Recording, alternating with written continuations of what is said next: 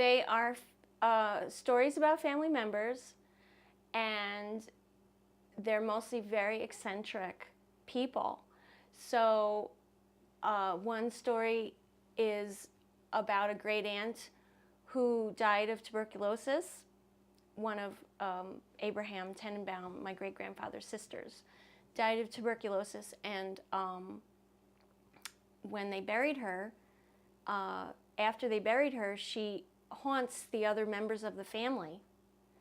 And the reason that she's haunting the other members of the family is because she believes her shrouds are too short.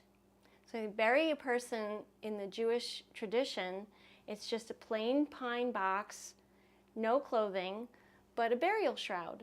As a matter of fact, the oldest sister sewed those together for people and made a little bit of money selling sewing burial shrouds.